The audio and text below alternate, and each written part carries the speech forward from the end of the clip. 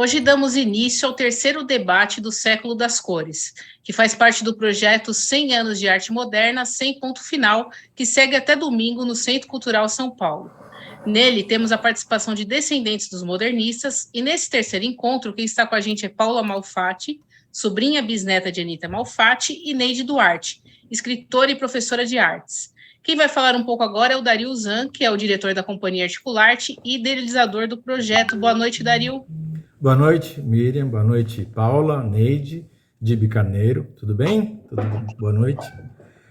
Boa noite. Então, sobre o projeto, o nosso projeto ele foi pleiteado pelo Fomento ao Teatro de São Paulo, no fim do ano passado e para esse ano. O nome 100 anos de arte moderna sem ponto final, porque a gente entende, e acho que qualquer bom artista e pessoa tranquila vai entender que a arte, essa revolução artística que a gente teve há 100 anos atrás, ela pode ter iniciado com um grupo pequeno, mas ela ganhou força, ganhou poder, e ela fez muitos aniversários, 100, né, por exemplo. E a gente, pensando nessa possibilidade, a gente colocou o nome do projeto, 100 anos de arte moderna sem ponto final, porque talvez não tenha freio, e talvez isso aqui a gente vai estar discutindo, outras pessoas vão estar discutindo daqui 100 anos, outras ideias. O fato é que a gente entende que revolucionou. Se você comparar hoje com 100 anos atrás, olha a quantidade, né, e diversidade cultural que a gente tem. É uma coisa gigantesca. O Brasil é uma das culturas mais ricas do mundo, porque tem muita miscigenação aqui. Isso também, se jogar a nosso favor, e acho que jogou muito a nosso favor, é ótimo.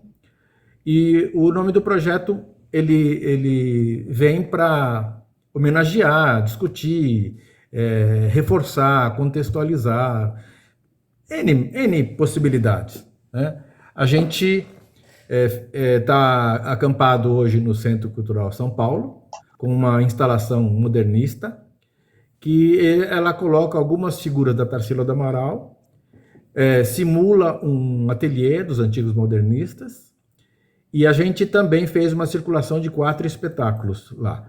A Cuca Fofa de Tarsila, nosso primeiro; Trenzinho Vila Lobos, nosso segundo espetáculo; o Portinari Pé de Moleque, terceiro espetáculo; e agora Farol de Cores, Anita e Di.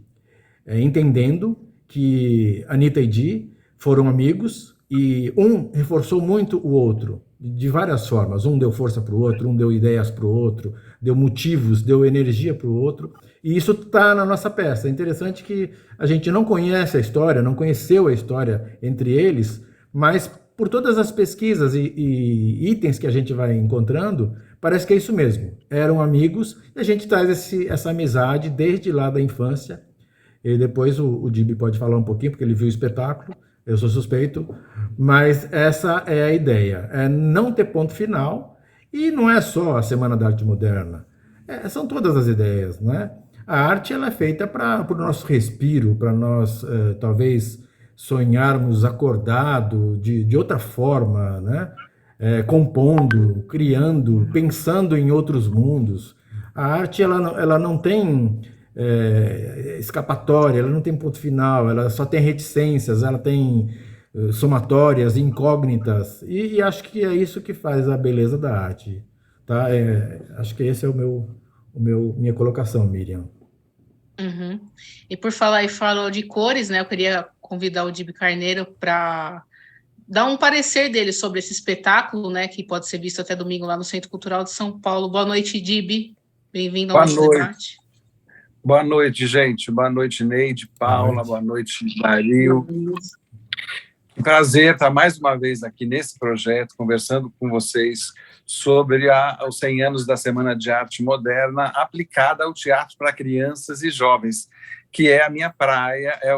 Né, eu não sou especialista em arte moderna, em de Cavalcante, em Anita Malfatti, mas eu acompanho teatro para crianças há 30 anos, pelo menos, na minha vida, e esse tipo de teatro feito pela Companhia Articularte agora para homenagear os modernistas, o que eu tenho a dizer é isso, é o tipo de teatro para crianças no qual eu acredito piamente nisso que está acontecendo lá no Centro Cultural São Paulo, nesse momento, graças à Companhia Articularte e à sensibilidade de quem apoiou esse projeto.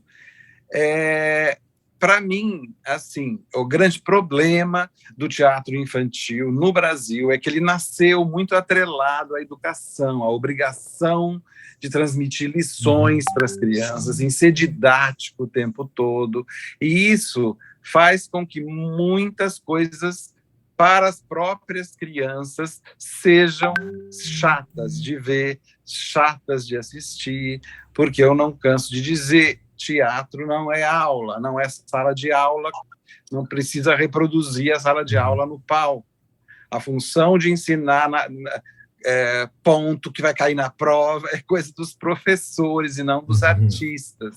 Então, a Companhia Articularte vem com um tema desses, o modernismo, a arte da Anitta e do Di, numa peça que é uma brincadeira, que é uma delícia de assistir, está tudo lá, tudo que eles querem passar, toda a curiosidade das crianças para as cores, para o desenho, está tudo lá sem precisar do dedo em riste do professor ensinando, sem precisar ficar vomitando a biografia da Anitta e do Di para as crianças. Isso é na escola que eles vão fazer, graças à sensibilidade dos professores, coordenadores, que vão transformar a aula numa coisa gostosa também de assistir. Mas no palco é isso que é preciso sempre ser feito. Então, o que eu vi lá no Farol de Cores é uma história de duas crianças, que as crianças da plateia se identificaram imediatamente. Por quê? Vocês foram muito inteligentes em criar essa trama que vocês criaram, dos dois querendo brincar e pintar o farol.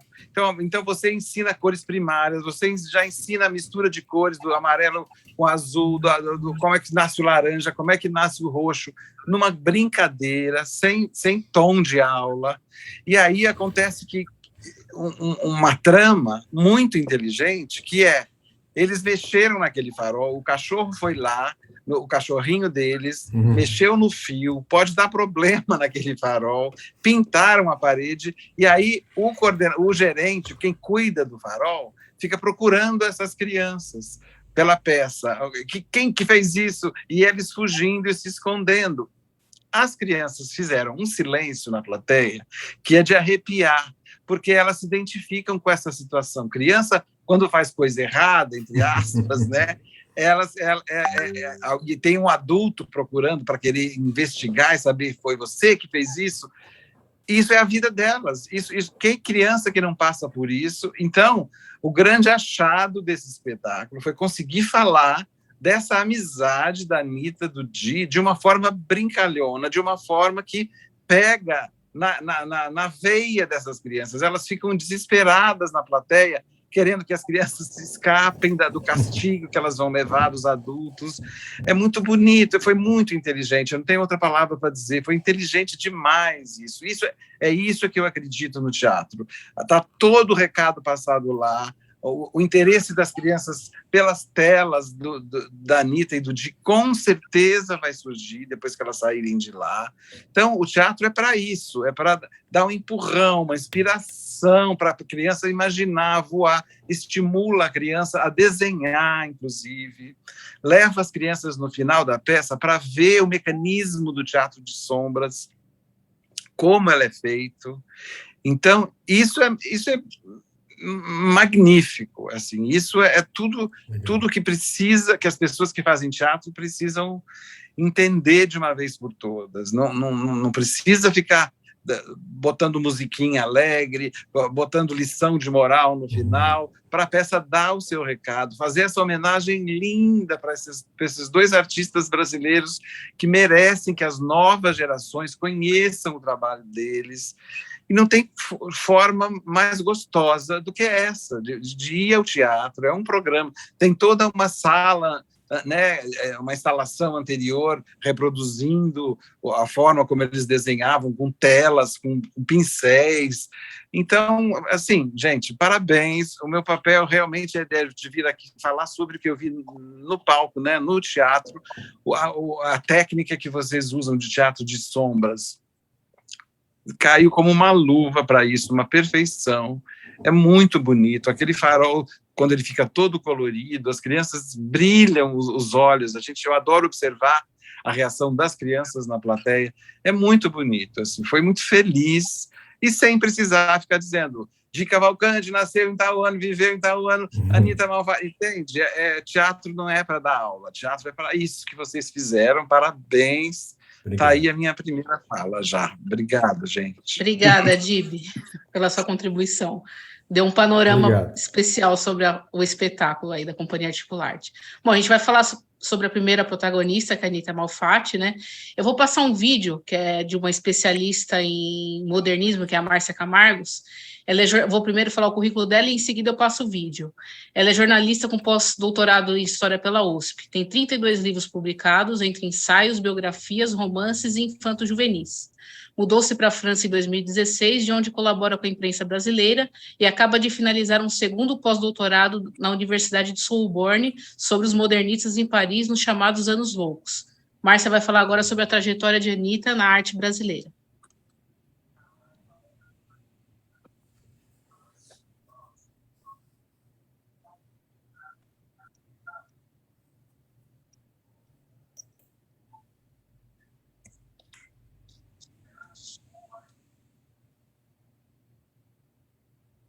Anita Malfatti teve uma convivência mais próxima com a Tarsila do Amaral, sobretudo durante a sua estadia em Paris, onde ela esteve de fins de 1923 até 1929 como bolsista do Pensionato Artístico do Estado de São Paulo, que era um programa que enviava jovens talentos das áreas de artes plásticas e música para se aperfeiçoarem nas capitais europeias por um período de 5 anos, renováveis por mais 2, como foi o caso da Anita. Agora, ela teve também um percurso quase que oposto ao de Tarsila do Amaral, porque ela começou utilizando realmente cores fortes e bastante vibrantes, como inclusive pode-se ver na sua primeira individual de 1914, na Mapping Stories, onde ela teria inclusive ficado muito chateada com o mecenas Freitas Vale, inclusive justamente quem foi o responsável por enviá-la a Paris com uma bolsa do pensionato, porque ele comentou a respeito do óleo Georgina, que era o retrato da irmã da Anita, dizendo que era uma obra crivada de erros, um verdadeiro carnaval de cores. Então, de fato, ela utilizava ali esses tons bastante fortes, como também se constata nos quadros O Homem Amarelo, o famoso, que foi o maior destaque da exposição aberta no saguão do Teatro Municipal durante a Semana de Arte Moderna, também com a chinesa, enviada para a primeira exposição de Belas Artes no Palácio das Indústrias de São Paulo, para reunir alguns daqueles que não haviam participado da Semana de 22, não foi o caso dela, mas a maioria sim, e ainda no quadro Tropical, que é tido como o primeiro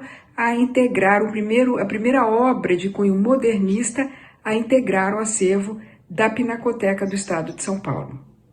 É interessante notar que vai ser justo no seu período em Paris que ela vai mudar completamente de percurso, encetando um retorno à ordem. Então ela abandona aquelas pinceladas vigorosas impactadas pelo impressionismo alemão e também aquelas cores fortes que marcaram a sua fase inicial, para realizar quadros mais sóbrios, menos libertários e também utilizando assim tonalidades mais comedidas, né, tons pastéis.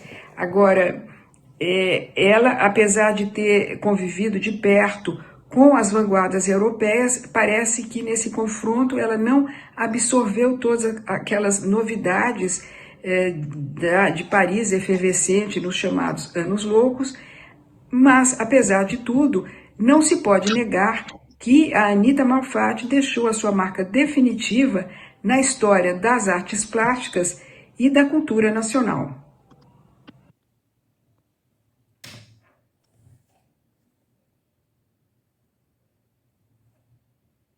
Voltamos, Miriam. Bom, ninguém melhor para falar de Anita Malfatti do que uma familiar dela, né? A gente chama agora o nosso papo Paula Malfatti. Paula, boa noite. Boa noite, Miriam, tudo bom? Tudo certo. Eu vou te apresentar antes e aí a gente começa a entrevista. Paula Malfatti tem 40 anos, é sobrinha bisneta de Anita Malfatti. É produtora cultural, atriz e pedagoga, formada em pedagogia pela PUC São Paulo e em artes cênicas pelo Teatro Escola Célia Heleno. Trabalha com produção cultural desde 2001, com importantes trabalhos realizados nos festivais Miranda, Festival Sesc de Circo e Bienal Sesc de Dança, além de outros projetos nacionais. Integrou por 3 anos a equipe de produção do MIT São Paulo, Mostra Internacional de Teatro de São Paulo, como assistente de Relações Internacionais, Logística e Financeiro. Bom, Paula, como a gente vê pelo seu currículo, você tem uma extensa formação de artes cênicas aí no teatro, né? Eu queria que você me falasse qual que é a importância do trabalho feito pela Articularte e outras companhias de teatro de levar a história de Anita e de outros modernistas para os palcos infantis. Bom, vamos lá. Boa noite para todo mundo. Boa noite. Eu acho que, bom, esse trabalho, primeiramente, é incrível. Acredito que o teatro, ele leva não só a informação, né? Ele faz com que a história dos modernistas, nesse caso, que ela não morra, que ela se perpetue. E, principalmente, eu digo mais, puxando aí a sardinha para a Anitta, ela acabou sendo muito apagada durante um bom tempo, né? Quando se fala dos modernistas, a não ser quem estudou e sabe, se falam sempre de outros modernistas. Então, eu acho muito bacana que a gente possa agora trazer essa informação, mostrar quem ela foi, como ela foi, de maneira correta, não como se fala muito da Anitta. Acho que o teatro, ele traz uma visão, ele tem o poder de trazer uma visão crítica, de uma visão, com que a criança pense, com que ela pare para ir pesquisar depois, com que ela, então isso aguça a imaginação, a curiosidade. Então, para mim, eu fico extremamente lisonjeada sabendo que a Anitta está sendo vista agora, depois de tanto tempo, com outros olhos, não é? Sim, e ela foi uma mulher que sofreu bastante preconceito, inclusive por ser mulher e no tempo que ela viveu, né? Eu conversei há pouco com a sua mãe e ela me disse que a família é formada de mulheres fortes, toda a família Malfatti. Você acha que isso foi determinante para que a Anitta se fizesse valer ali naquele momento e a gente pudesse estar falando dela hoje, 100 anos depois? Sem dúvida, sem dúvida. Eu acho que naquela época, né, 1900 e alguma coisa, uma mulher sair de casa sozinha e estudar, uma mulher ia estudar, ponto. Uhum. E viajar para um outro país, sozinha, jovem, não era casada, uma série de coisas que para aquela época era impensável, era inadmissível, e ela quis, ela fez, ela foi atrás do que ela queria, ela sempre fez aquilo que ela queria, com o respaldo da família, né? Então a família incentivava. Então acho que, sem dúvida, ser uma mulher forte fez toda a diferença para ela. E você falou dessa questão dela ter sofrido um apagamento ao longo do tempo, né? Até colocaram a Tarsila do Amaral como a musa do modernismo, sendo que ela, né, foi quem fez aquela primeira exposição. Eu queria que você me falasse disso. Para você, como familiar, né? Qual é o real papel que a Anita Malfatti tem no movimento modernista? Eu acredito, assim, não em absoluto desmerecendo o trabalho de nenhum outro, mas eu Eu acho, sim, que ela foi a precursora ali de tudo. O pontapé inicial foi dado por ela, né? Acho que se ela não tivesse feito ali aquela exposição de 17, que chamou aquela atenção toda, que inclusive vendeu todos os quadros, né?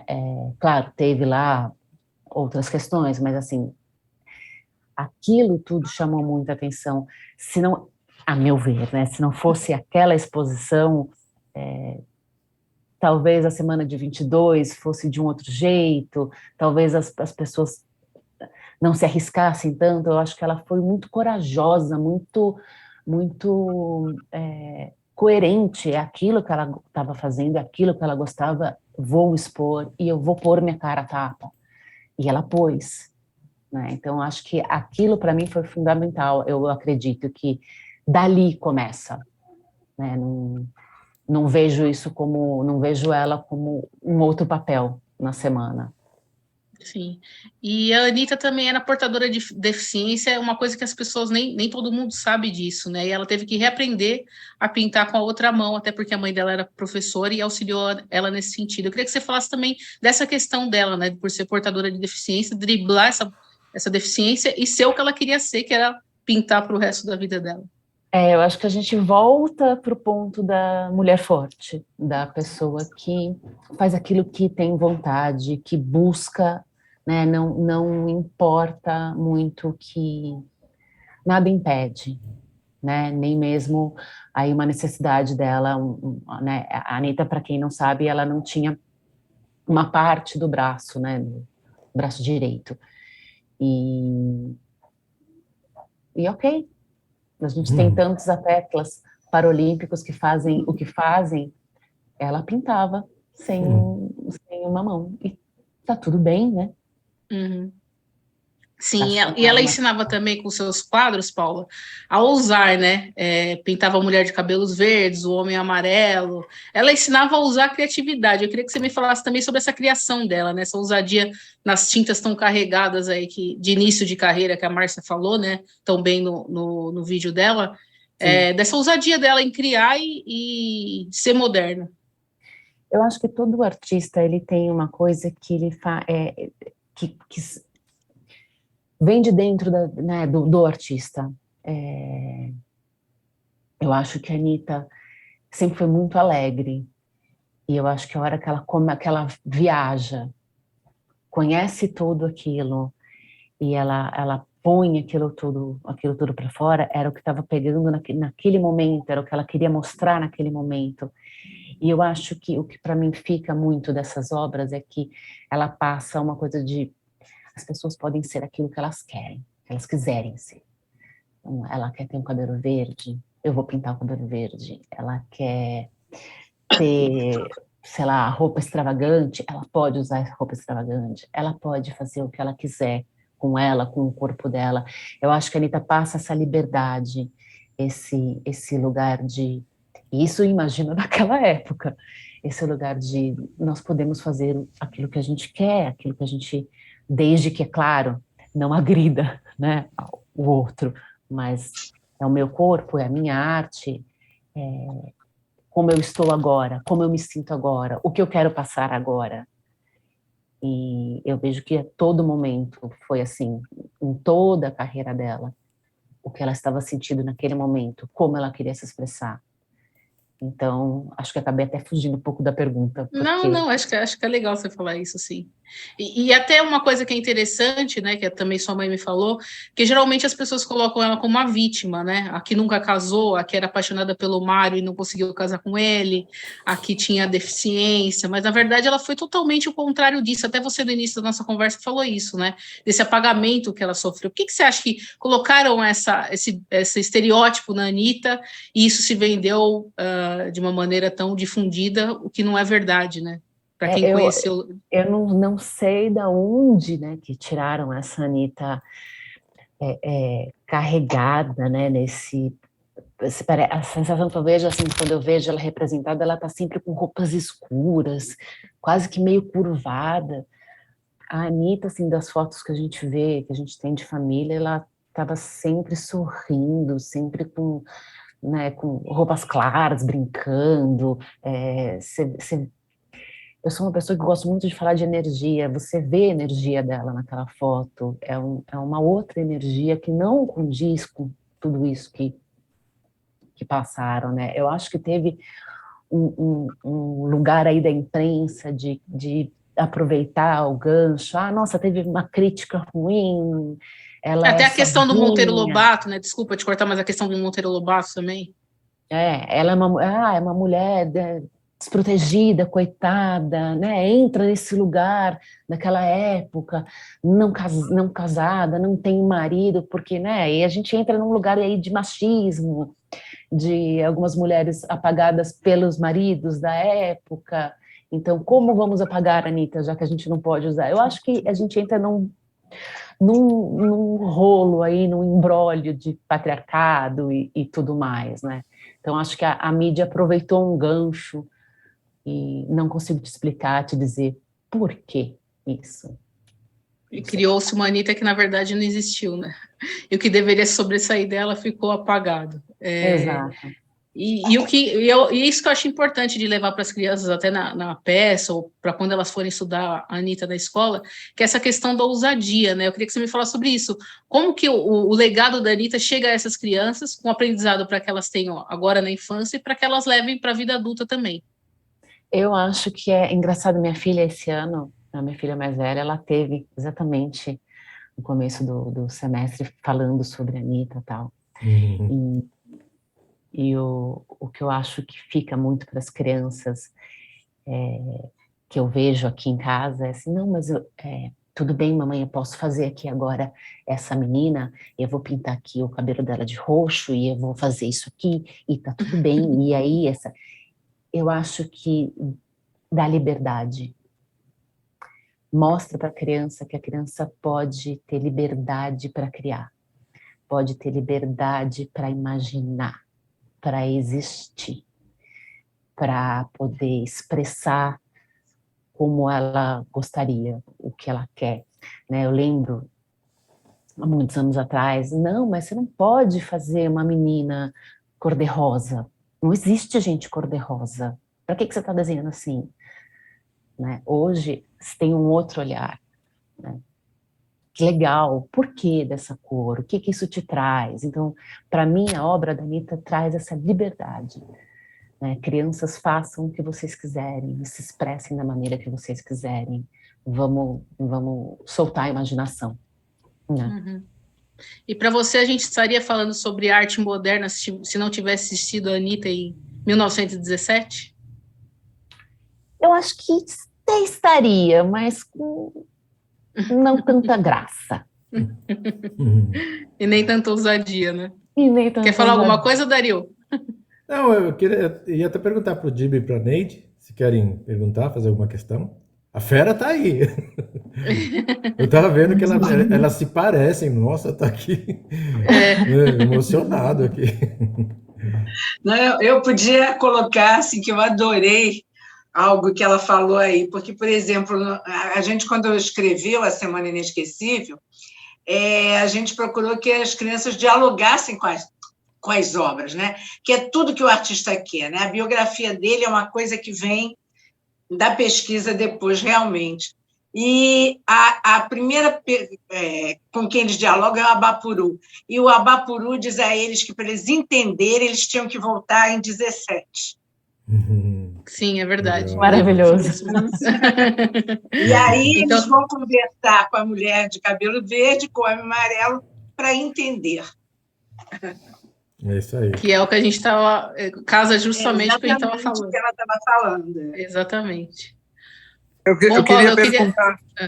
Pode falar. Oi, desculpa. Não, essa questão na peça, eles fizeram uma amizade entre a Anitta e o Di, que é muito bonita, né? Desde criança, e ela vai para um lugar, ele não vai, ela fica desesperada, manda um bilhetinho pelo balão. Eu queria que você falasse um pouco, Paula, do que você sabe dessa amizade dos dois, que seguiu pela vida toda fora, né? O que a gente sabe, assim, o que eu escuto aqui, assim, da família, é que todos ali eram muito amigos. né? Eu não sei te precisar assim, nossa, a Di Cavalcanti e a Anitta eram amicíssimos, então não sei. O que eu escuto sempre é que todos ali eram muito unidos, né? Então, tanto que tem um dos quadros da Anitta que ela retrata o que era o domingo dos 5, né? E todos juntos o tempo todo. Mas não consigo te precisar assim, tipo, ai, nossa, era muito unicarne, como de Cavalcante. Eu não duvido, porque para mim ali todos eram, né? Muito cúmplices. Verdade. É muito bonito mesmo isso. Paulo, eu queria agradecer a sua participação aqui com a gente, né? Se você quiser continuar na conversa, agora a gente vai falar um pouquinho do Di Cavalcanti, já que o Dibi deu esse ensejo aí da peça, do espetáculo, né? Que o Di Cavalcanti serviu como um curador da Semana de Arte Moderna, né? Pelo que eu já li sobre, ele foi na exposição da Anitta de 1917, né? E depois ele falou para os outros artistas para que eles conhecessem também o trabalho dela, que era tão inovador ali naquele momento. Então, eu vou chamar o vídeo da Márcia novamente, que ela fala bem do Di Cavalcanti, e aí a gente dá continuidade ao debate.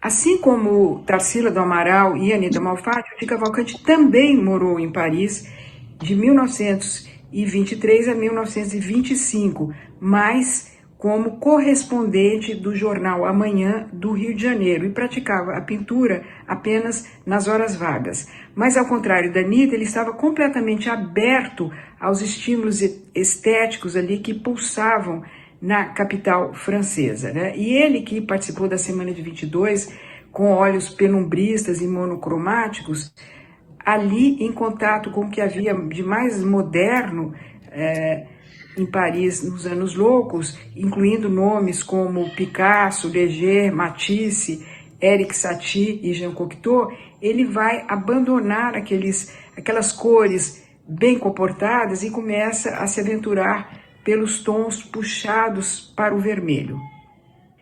E, em seguida, retratando o povo brasileiro, seus costumes, suas festividades, né, algo que sempre esteve assim no centro das suas preocupações estéticas, ele deixa transparecer na sua obra uma luminosidade assim intensa, como se as telas refletissem o calor dos trópicos.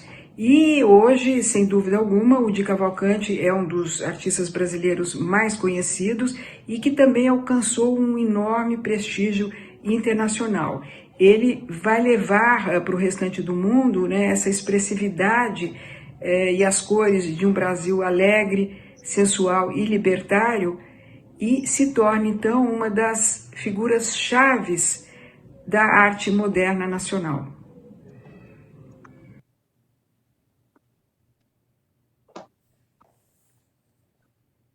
Bom, agora a gente vai chamar a escultora Neide Duarte, que é professora de artes plásticas e artes industriais aposentada no município do Rio de Janeiro.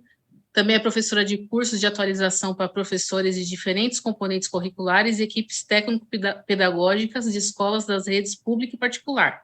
É autora de inúmeros livros infantis, entre eles Uma Semana Inesquecível, que ela já falou, que trata sobre a Semana de Arte Moderna para as Crianças, e foi publicado recentemente pela Editora do Brasil. Além de Tarsila e o Papagaio Juvenal, obra selecionada pelo Programa Nacional do Livro Didático de 2012. Boa noite, Neide.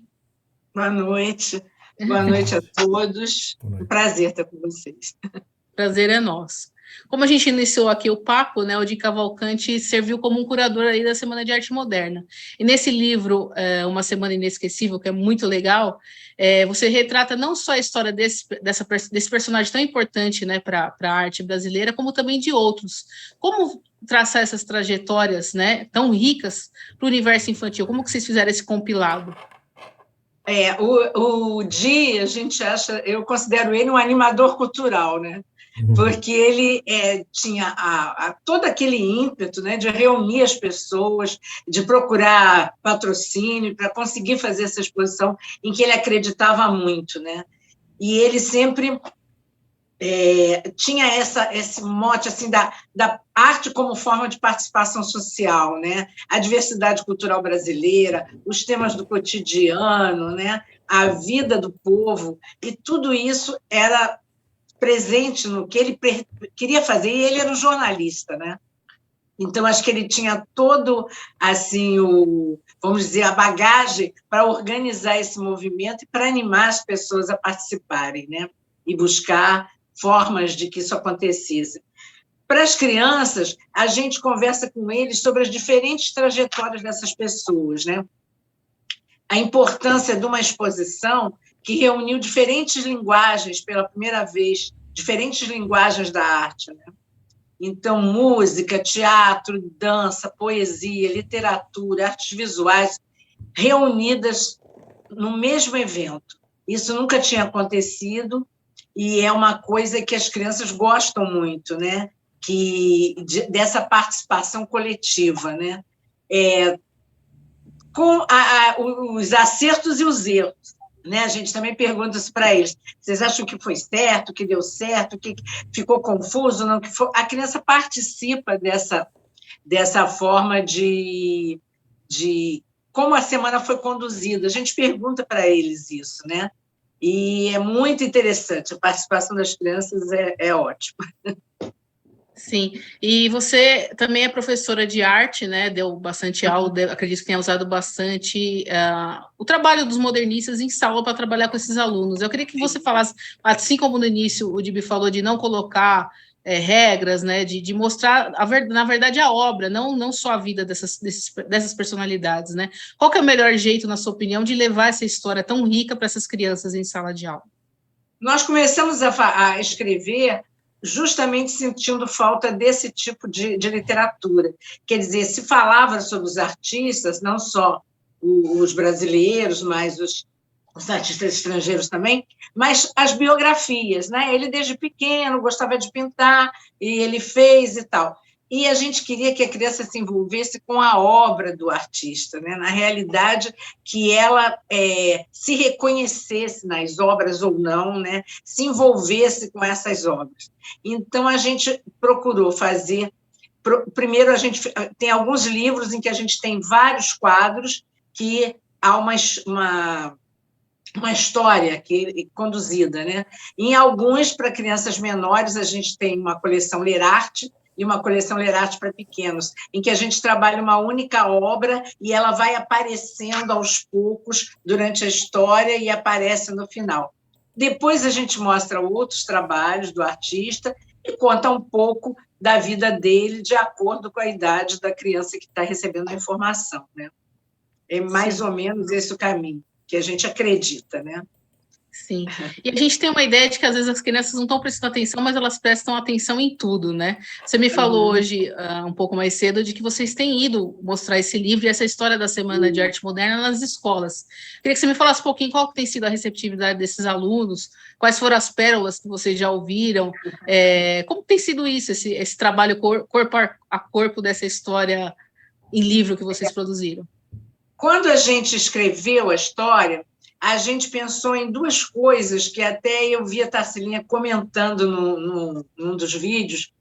Primeiro, a gente criamos dois personagens, um que nunca tivesse entrado no museu, desculpa, que nunca tivesse ido a uma exposição, e um outro levado pela escola, que são as situações mais... Porque existe o que a família leva, o pai leva, mas o nosso universo, que a gente recebia em sala de aula e que os professores recebem, normalmente é a criança que nunca foi, por falta de condições ou de oportunidade, e a criança que vai porque a escola leva, né? Então, essa era uma das coisas. Outra era que, na história, a criança se identificasse com determinadas obras e em razão de ter alguma coisa a ver, né? Com a vida deles, com as experiências que eles viviam.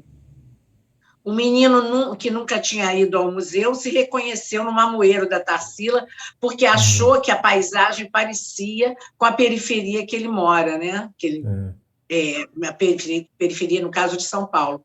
A menina que vai com a escola, ela se reconhece numa obra que é o Cartão Postal, que aparece o Rio de Janeiro, e ela lembra de uma viagem que ela fez para ver um jogo de futebol no Rio de Janeiro. Então, as crianças param em determinadas obras, e o adulto também, porque elas remetem a alguma lembrança, alguma coisa que, de alguma forma, marcou a vida delas, né? Ou não, ou só o espanto com a beleza, né, da obra.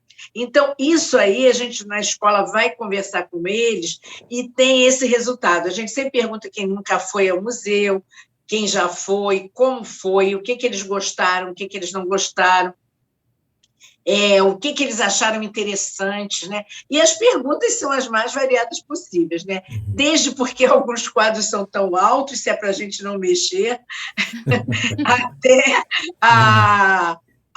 porque como é que às vezes a gente não percebe isso, né? Como é que organiza isso? Aquela sequência, como é que aquilo é organizado, né? Como é que aquilo é resolvido, né? Como é escolhido, né? Por que se escolhe? Ele tem um monte de trabalho, por que escolheu aqueles?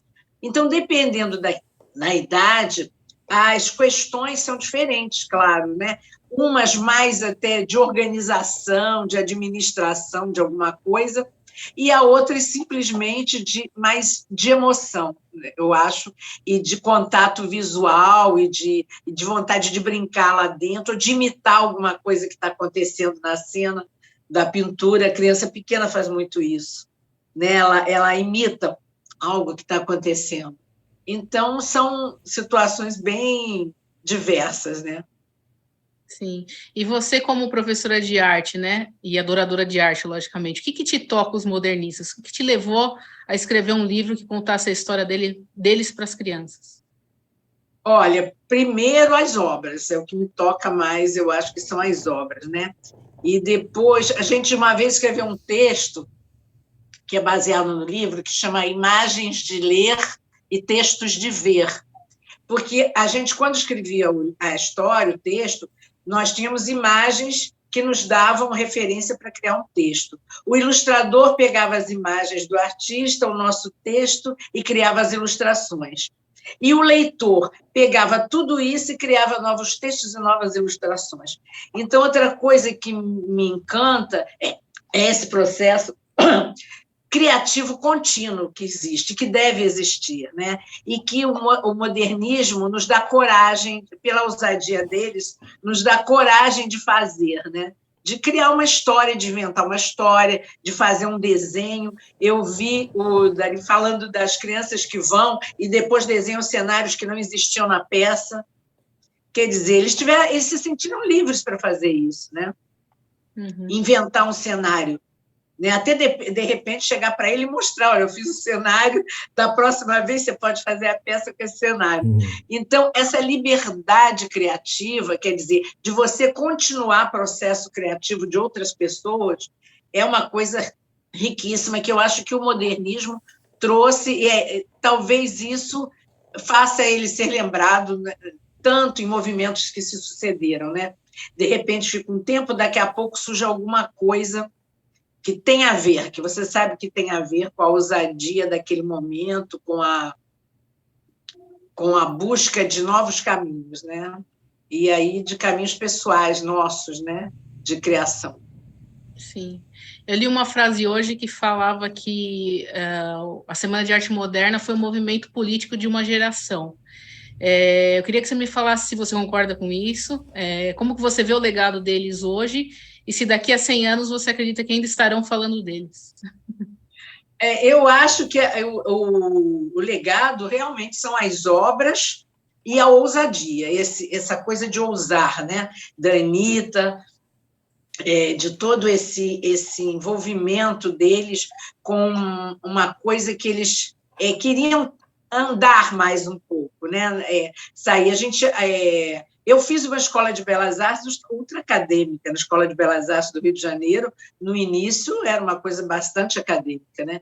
Ainda se discutia as coisas do modernismo, mas volta e meia ele aparece, entendeu? Essa forma de lidar com isso. E eu acho que a gente, quando colocou esse nome do livro, Até uma Semana Inesquecível, foi pensando nisso, que deveria ser inesquecível nas experiências, na diversidade, nos acertos, nos erros que aconteceram, entendeu? Uma semana inesquecível nas diferentes linguagens que se reuniram uma vez e que hoje se reúnem, né? Quantas vezes a música dialoga com uma obra de artes visuais ou com uma cena de teatro, como as artes interagem com mais liberdade, não é que não acontecia, claro, né? Mas você tem uma forma de lidar com o mundo, eu acho que mudou, sabe? Eu acho que... E isso vai voltar sempre, porque por mais que a gente passe por momentos, mas daqui a pouco a gente quer mexer com o mundo de novo, quer fazer alguma coisa diferente, quer fazer alguma coisa que nos satisfaça, né? E quer ver também, né?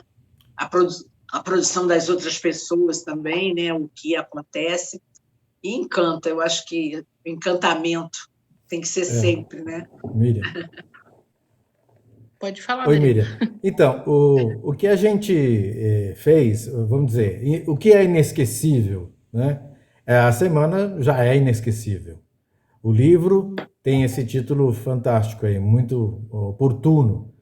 E a gente tentou, conforme o Gibi colocou no início, fazer com que a amizade entre Di e Anitta fosse também, ela tendesse ao inesquecível.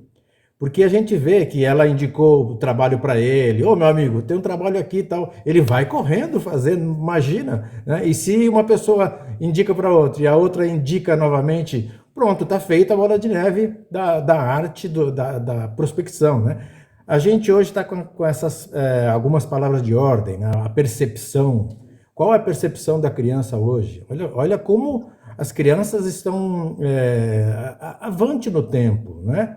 Se o Gibi está colocando hoje que ainda existe algum trabalho, ou ele tem uma memória de peças que estão tentando ensinar crianças, o que é ensinar? Né?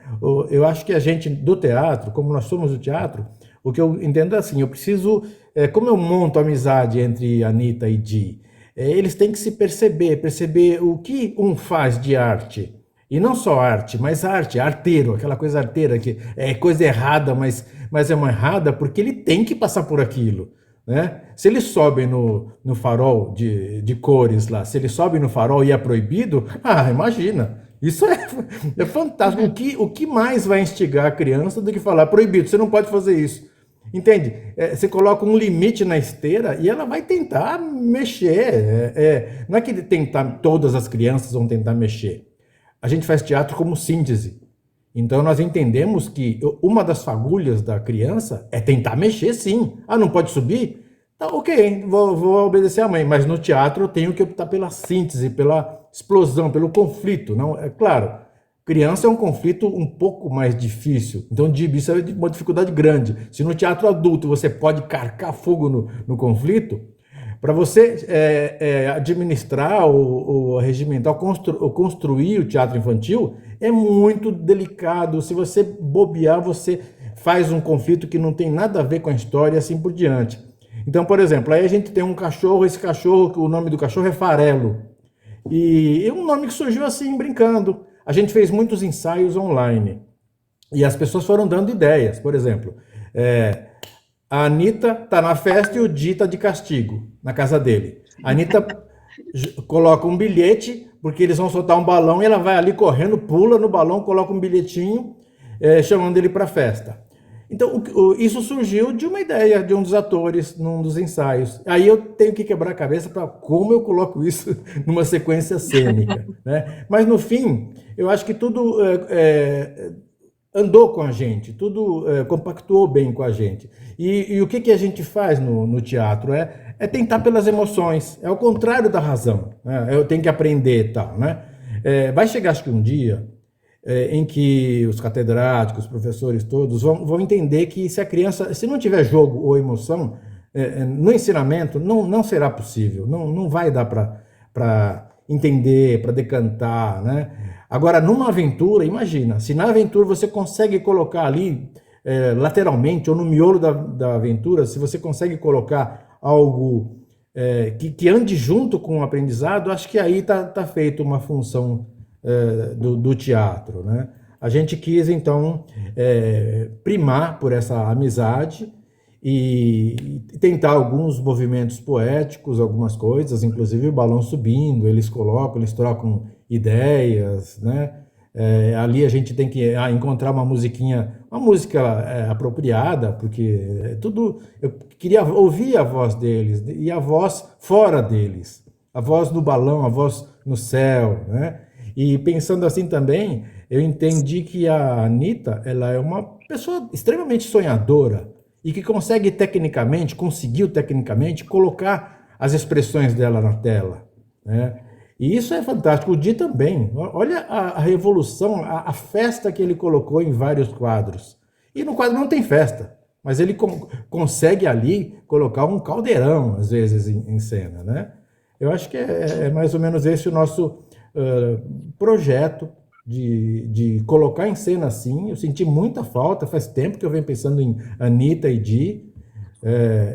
Apareceu agora esse projeto. E eu sinto falta, eu sempre senti falta, né? Que pena, que judiação. Aquela crítica do Monteiro Lobato, né? Uma crítica, imagina, se hoje ele fizesse aquela crítica, a pessoa rola no chão de dor, né? Mas imagina há tantos anos atrás, né? O que é isso? E uma mulher forte, como a Miriam colocou, como a Paula aceitou a provocação por aí, né? Então, é essa a nossa questão. Não sei se o Dibi quer complementar alguma coisa, já que eu estou falando um pouco de teatro. Eu gostaria de comentar uma coisa muito importante que a Neide falou, que se aplica também ao teatro, essa coisa da criança, ela vai à exposição ou levada pela escola, ou espontaneamente, ou levada pelos pais, né? É a mesma coisa no teatro. A criança é uma criança, quando ela está com os amiguinhos e vai com a escola, e essa mesma criança é outra quando ela está com o pai e a mãe e vai ver a mesma peça. Exatamente.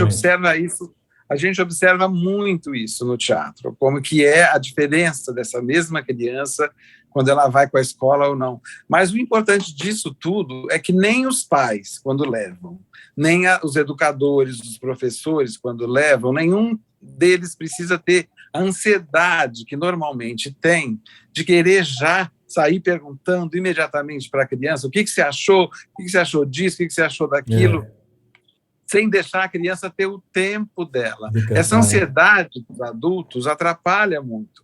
Inclusive isso que a Neide falou, às vezes ela vai olhar para a tela na exposição, simplesmente vai ter um encantamento e pronto, não precisa fazer mais nada, isso ela vai levar para a vida dela, ela pode lembrar de comentar isso daqui uma semana, não precisa dessa ansiedade em cima dela. No teatro, a mesma coisa. Ela vai ver uma peça como O Farol de Cores, o pequenininho vai se encantar com determinados aspectos, o irmão mais velho com outra coisa, cada um vai de acordo com a sua faixa etária.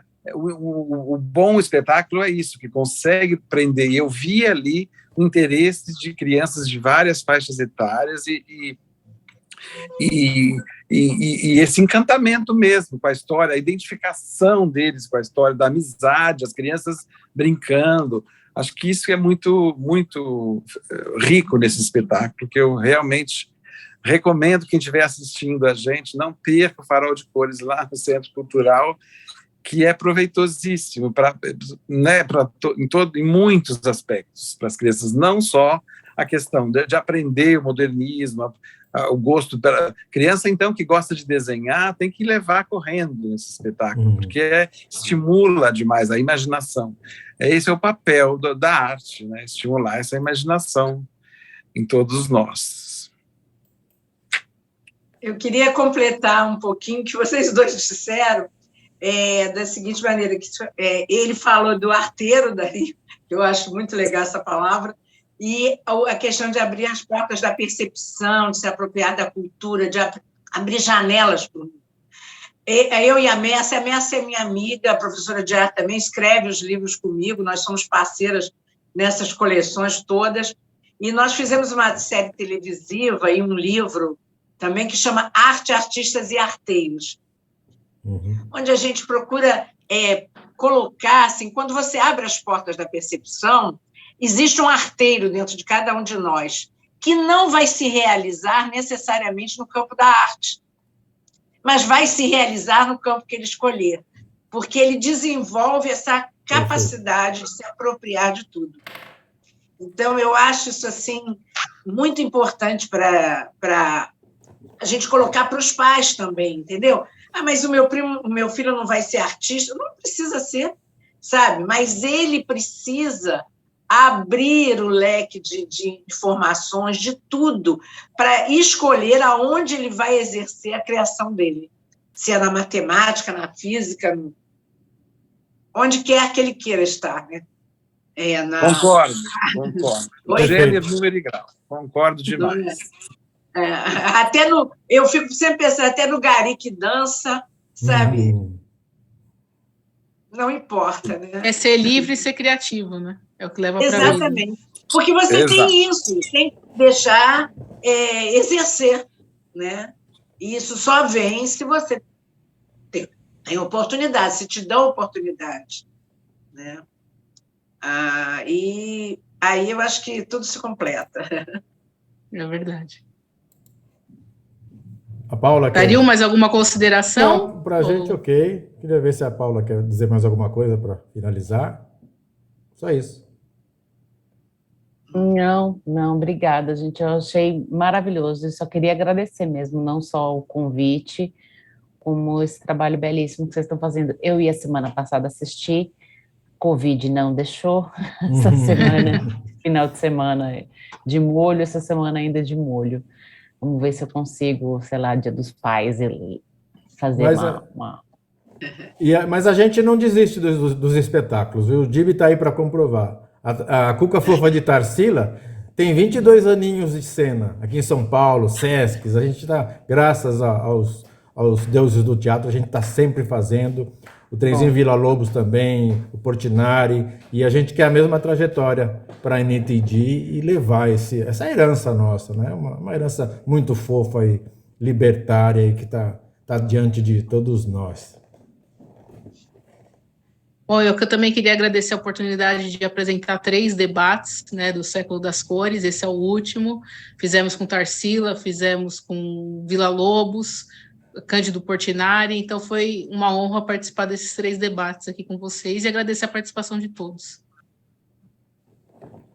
Obrigado a todos, Gibi, Neide, Paula. Obrigado, gente, foi um prazer de novo. Muito boa obrigado. Noite, 100 anos de arte moderna, 100 ponto final, vamos lá, bora para mais. Boa noite. Bora. Boa noite, obrigada, prazer estar com todos vocês.